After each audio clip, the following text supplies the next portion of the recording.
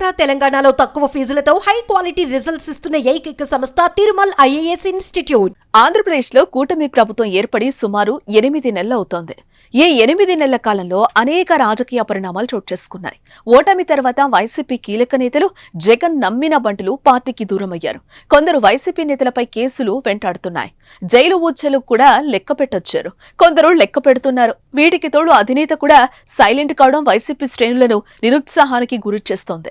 రాష్ట్ర వ్యాప్తంగా నేతలు కార్యకర్తలు ఎక్కడికక్కడే సైలెంట్ అయ్యారు. కానీ జగన్ రూట్ మార్చి స్పీడ్ పెంచడంతో ఫ్యాన్ గిరగిరా తిరుగుతోంది. జగన్ 2.0ని చూస్తారంటూ పార్టీలో జోష్ నింపిన వైసీపీ జగన్మోహన్ రెడ్డి అందుకు అనుగుణంగానే పార్టీ శ్రేణులను కొత్త ఉత్సాహంతో ఉరకలయిస్తున్నారు. ఒకవైపు పార్టీ నాయకులు కార్యకర్తలతో సమావేశమవుతూ వారిలో ఆత్మవిశ్వాసాన్ని నింపుతూనే మరోవైపు కూటమి ప్రభుత్వంపై పోరాటం షురూ చేశారు.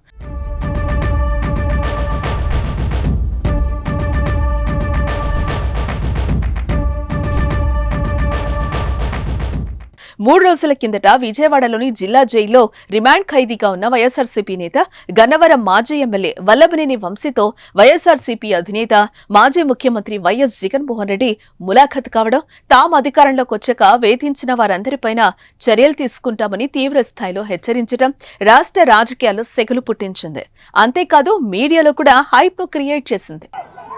అన్యాయం చేసిన వీళ్ళందరినీ, అధికారులందరినీ, అన్యాయం చేసిన ఈ నాయకులందరినీ కూడా బట్టలోడ తీసి నిలబెడతామని చెప్పి కూడా ఈ సందర్భంగా తెలియజేస్తా ఉన్నాను. అదే హైప్ ను కంటిన్యూ చేస్తూ ఆ తర్వాత రోజే జగన్ గుంటూరు వెళ్లారు. మిర్చి ధర పతనంతో ఆవేదన చెందుతున్న రైతులను పరామర్శించి వారి సమస్యలను అడిగి తెలుసుకున్నారు. ఈ పర్యటనకు ఈసీ అనుమతి లేకపోయినా జగన్ మిర్చి యార్డుకు వెళ్లడం దుమారమే రేపింది. జగన్ చేసిన ఆ పర్యటనతో గుంటూరు వైసీపీ క్యాడర్ యాక్టివ్ కావడంతో పాటు రాష్ట్ర వ్యాప్తంగా జోష్ నింపింది. అదే ఊపులో ఉత్తరాంధ్రను కూడా టచ్ చేసొచ్చారు. గుంటూరు పర్యటన తర్వాత రోజు పార్వతీపురం మన్యం జిల్లాలో పాలకొండకు వెళ్లి ఇటీవల మరణించిన వైసీపీ సీనియర్ నేత మాజీ ఎంపీ పాలవలస రాజశేఖర కుటుంబాన్ని పరామర్శించారు. రాజశేఖరం భార్య ఇందుమతి, కుమారుడు ఎమ్మెల్సీ పాలవలస విక్రాంత్, కూతురు మాజీ ఎమ్మెల్యే రెడ్డి శాంతిని ఓదార్చారు. విజయవాడ, గుంటూరు, పాలకొండ ఎక్కడికెళ్లినా జనం భారీగా తరలొచ్చారు. జగన్ స్పీచ్ కు కూడా అదే స్థాయిలో రెస్పాన్స్ లభించింది. సీఎం సీఎం అంటూ నినాదాలు కూడా చేస్తున్నారు. ఈ 3 పర్యటనలతో వైసీపీ నేతలందరూ యాక్టివ్ అయ్యారు.